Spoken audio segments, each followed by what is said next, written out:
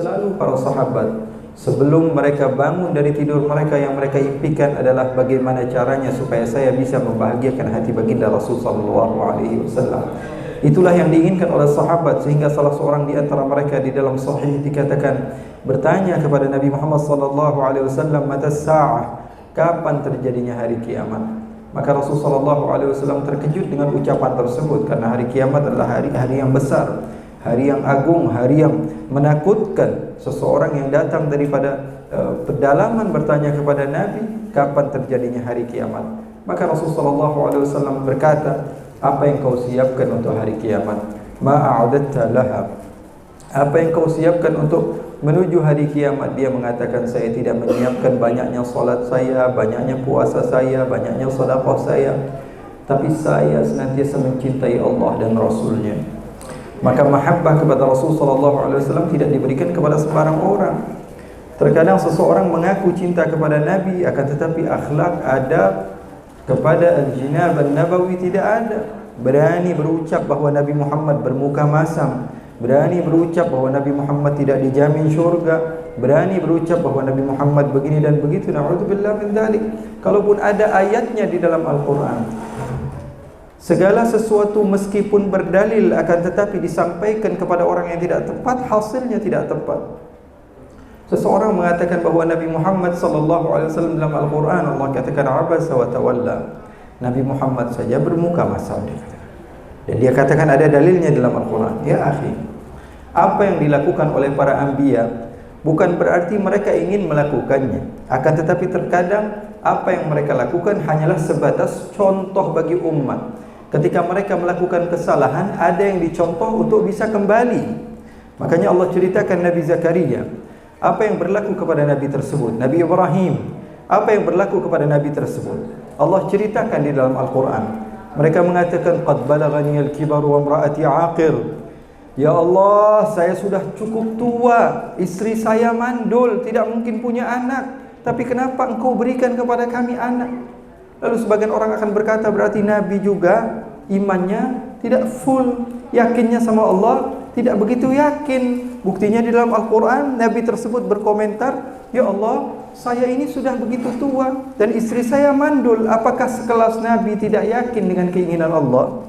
Apakah mereka tidak faham tentang firman Allah, kun fayakun?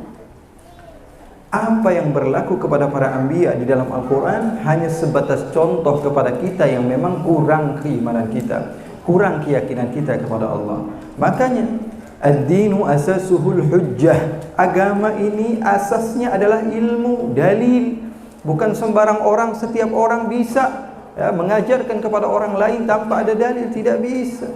Makanya ad-din asasuhul hujjah. Sebagian orang akan berkomentar tentang Al-Quran sementara dia tidak faham ilmu Al-Quran, maka daruratnya lebih banyak, madaratnya lebih banyak dibanding manfaatnya. Mudaratnya lebih banyak dibanding manfaatnya. Maka seseorang akan berkata bahawa sekelas Nabi saja imannya kepada Allah Subhanahu wa taala, keyakinannya kepada Allah Subhanahu wa taala tidak full. Buktinya ketika diberikan anak, komentarnya begitu. Saya sudah tua, istri saya mandul, mana bisa saya punya anak? Bukan berarti bahawa para nabi itu mereka tidak punya iman, akan tetapi contoh kepada kita, karena keberadaan mereka adalah uswah. Laqad kana lakum fi Rasulillahi uswah, bukan hanya sekedar qudwah. Dalam bahasa Arab orang yang diikuti adalah qudwah, tapi nabi-nabinya Allah dan khususnya Nabi Muhammad adalah uswah di dalam segala hal. Bukti nyata di dalam hadis Rasul sallallahu alaihi wasallam yang sahih, Nabi Muhammad sallallahu alaihi wasallam pernah salat zuhur. Dalam riwayat Nabi Muhammad sallallahu alaihi wasallam salat asar, yang harusnya salat asar berapa rakaat? 4 rakaat. Nabi setelah selesai 2 rakaat, Nabi mengucap salam, Assalamualaikum warahmatullahi wabarakatuh. Assalamualaikum warahmatullahi. Lalu salah seorang di antara sahabat bertanya kepada Nabi, "Aqusiratis salatu am nasita ya Rasulullah?" Salatnya diqasar atau engkau lupa ya Rasulullah? Karena umumnya kalau orang yang salat kurang dari rakaat yang seharusnya, kalau tidak salatnya diqasar, si imam atau yang orang salat tersebut lupa sehingga dia mengurangi rakaat salatnya. Itu umumnya manusia. Maka ditunjukkan oleh Allah Subhanahu wa taala seorang sahabat yang bertanya kepada Nabi, apakah salatnya diqasar atau engkau lupa ya Rasulullah? Apa jawaban Nabi? Kata Rasulullah SAW, sesungguhnya solatnya tidak diqasar, lam tuqsar. Solatnya tidak qasar, walam ansa, kata Rasulullah, dan saya tidak lupa. Solatnya tidak diqasar dan sayanya tidak lupa. Wa innama bu'ithu musyarri'an, tapi saya diutus oleh Allah untuk menjadi contoh bagi orang lain. Kalau kita ini orang yang banyak lupanya sama Allah, kadang-kadang waktu tasyahud aja yang dibaca Al-Fatihah. Kalau Nabi Muhammad SAW tidak melakukan hal tersebut, mau contoh siapa kita? Andaikan seorang Nabi yang sudah tua, kemudian istrinya mandul, tidak memiliki anak, terus kalau ada orang yang seperti kita, yang seperti itu, apa yang kita harus lakukan? Kalau Nabi tidak pernah merasakan apa yang kita rasakan, Nabi tidak pernah melakukan apa yang kita lakukan, tentu yang mereka lakukan bukan hanya sekedar perlakuan seorang manusia mahdhah secara sempurna, akan tetapi yang diinginkan adalah ini keberadaan mereka adalah contoh bagi umat. Oleh karena itu enggak boleh berani-berani kita berkomentar tentang Rasulullah SAW, walaupun kita meyakini 100% ada dalilnya, akan tetapi fil jinabin nabawi, bagi Rasulullah SAW hal ini tidak boleh terjadi. Ketika kamu mengatakan bahwa Rasulullah SAW berada di dalam hati kamu, maka tunjukkan keberadaan tersebut dengan ucapan yang baik tentang baginda Rasulullah SAW. Kalau sudah Rasulullah SAW bersama kita, fala wa rabbika la yu'minun, mereka belum beriman hatta yuhakkimuka fima syajara bainahum, sehingga Nabi Muhammad SAW menjadi penengah bagi kehidupan kita. Kita mau keluar rumah, apakah pernah kita bertanya Nabi Muhammad kira-kira ridha enggak dengan apa yang kita lakukan? Kalau saya selalu terngiang-ngiang di dalam otak saya, pendakwah seperti saya. Ada sahabat Rasulullah SAW yang berdakwah, namanya Mu'adz bin Jabal, diperintahkan oleh Rasulullah SAW untuk berdakwah, menjadi seorang imam yang dibaca suratnya agak panjang. Tidak terlalu panjang surat Ar-Rahman, surat Al-Waqi'ah, surat-surat yang bagi sebagian orang yang sibuk mungkin panjang, sehingga dia mengimami salat dengan membaca surat yang sedikit panjang. Lalu kabar tersebut sampai kepada Nabi, dan sebagian orang sumpah ketika diimami oleh Mu'adz bin Jabal karena terlalu panjang. Dan kami memiliki pekerjaan, dan kami orang yang super sibuk semua. Lalu semuanya datang kepada Nabi dan mengatakan bahwa engkau mengirim kepada kami seorang imam yang solatnya panjang. Maka Rasulullah panggil Mu'adz bin Jabal, dan kita selalu membayangkan kalau yang dipanggil diri kita setelah diperintahkan untuk berdakwah, kemudian ada kesalahan yang kita tidak anggap bahwa itu kesalahan. Orang yang memperpanjang solatnya di dalam dakwah dengan khusyuk, apakah kita katakan mereka adalah orang yang bersalah? Tapi bagi Rasulullah SAW membuat umat tidak nyaman dengan keberadaannya, Rasulullah panggil.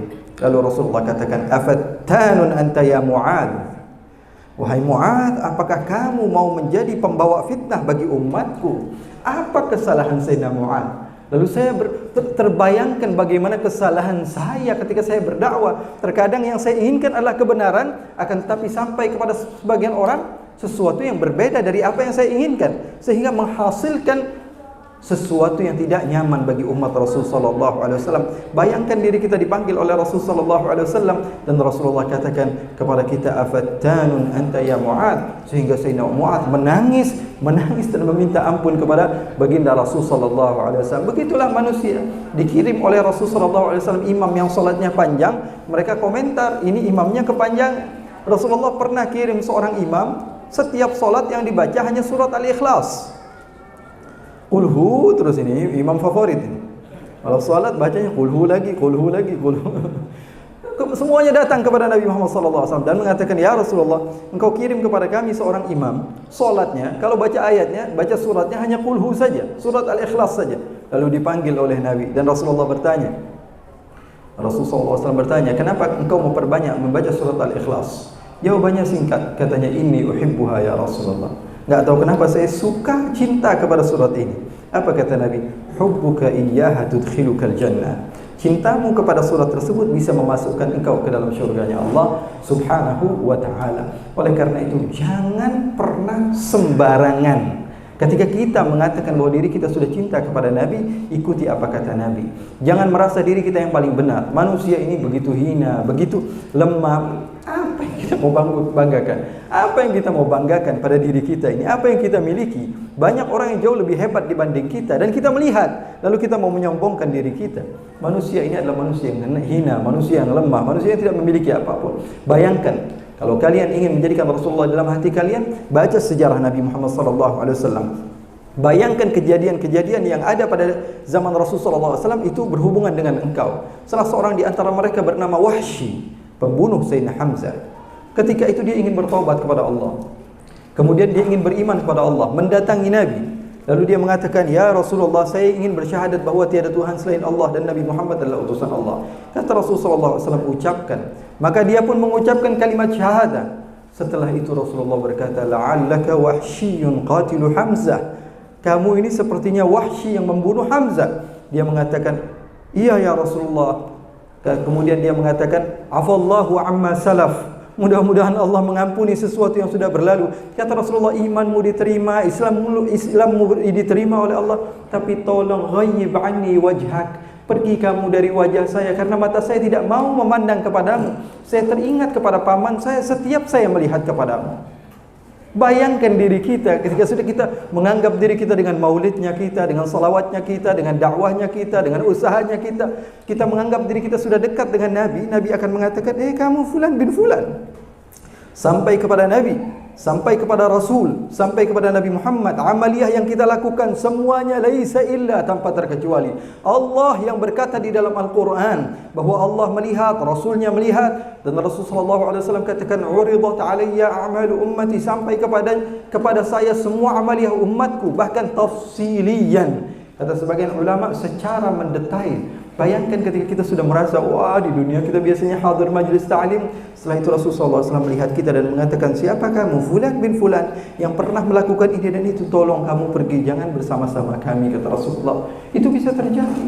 Wah, mana mungkin Rasulullah bisa melihatkan umatnya banyak. Ini live sekarang ini, live streaming yang saya buat sekarang, saya berada di Ciputat, bisa jadi orang Malaysia sekarang sedang menonton. Bisa terjadi. Tempat yang jauh Allah tunjukkan manusia lemah, sekarang Allah tunjukkan itu bisa terjadi. Di hadapan Rasul kita akan dipanggil dan dikatakan oleh Rasulullah SAW, keluar kamu bukan daripada golongan saya. Bahkan di dalam athar dikatakan, ketika semua umat, kata Rasulullah, masuk, semuanya masuk, Rasulullah di mizan, Rasulullah di sirat, Rasulullah SAW mengatakan kepada Sayyidina Anas, kalau kamu tidak jumpa saya di mizan, saya di sirat, kalau tidak berjumpa saya berada di tempat-tempat di situ umat sedang merasakan kesulitan. Setelah itu Rasulullah memasukkan semua di syurga. Ayo kamu masuk syurga, kamu masuk syurga, masuk syurga. Sehingga malaikat Jibril mendatangi Nabi kemudian mengatakan, ya Rasulullah, fulan bin fulan ini jangan dimasukkan ya Rasulullah. Kata Rasulullah, memang kenapa? Kau tidak tahu apa yang mereka lakukan setelah engkau tidak ada ya Rasulullah. Maka kata Rasulullah, bu'dan, yang rombongan ini jangan masuk. Kata Rasulullah, yang rombongan ini jangan masuk, yang rombongan ini jangan ikut. Suhqan, kata Rasulullah, ini orang pantas masuk ke api neraka. Yaqulu ma la ya'mal. Mereka berkata sesuatu yang tidak mereka amalkan. Mereka jauh daripada kategori orang-orang yang cocok bersama Rasul. Oleh karena itu ikhwani, akhwat yang dimuliakan oleh Allah, majlis-majlis seperti ini harus kita galakkan. Harus kita terus-menerus semangat untuk terus-menerus mempompa keimanan kita kepada Allah. Tanpa ada majlis seperti ini mungkin kita tidak ingat dan terus-menerus terlena dengan kehidupan kita seakan kita hidup selama-lamanya. Tidak. Kita ini melihat orang yang di sekitar kita semuanya meninggal, semuanya tanpa terkecuali. Bahkan orang yang tinggal di rumah kita juga meninggal. Lihat saja. Niyamun wa idza matu intabahu. An-nasu niyamun, kata Imam Ali bin Abi Thalib, sekarang kita sedang tertidur. Lihat saja. Bangun-bangun kita sudah berada di hadapan para malaikat yang siap menyiksa kita, yang siap memberikan keburukan-keburukan kepada kita daripada apa yang pernah kita lakukan daripada keburukan. Na'udzubillah min dzalik. Akan tetapi Allah Maha Pemurah, Allah Maha Pengasih, Allah Maha Pengampun. Keluar dari majlis ini insyaallah Allah berikan kebaikan kepada kita.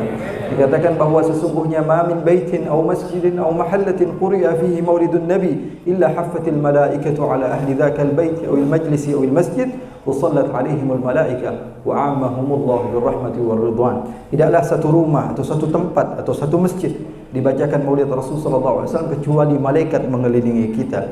Jangan pernah tanya di mana para malaikat. Saya tidak bisa melihat kepada mereka, akan tapi tanya mata kita memandang kepada hal-hal yang positif atau negatif. Mata kita selalu kita gunakan untuk hal-hal yang baik atau hal-hal yang buruk. Kemudian kata Imam Suyuti, dan Allah Subhanahu wa taala memberikan rahmatnya, fuyudatnya, nafahatnya, dan Allah memberikan kepada kita rahmat dan ridwannya Allah. Ridhanya Allah. Ridhanya Allah. Mudah-mudahan kita semua mendapatkan ridhanya Allah. Wassallallahu wa jamalika wa jalalika ala sayyidina Muhammadin walhamdulillahirabbil alamin.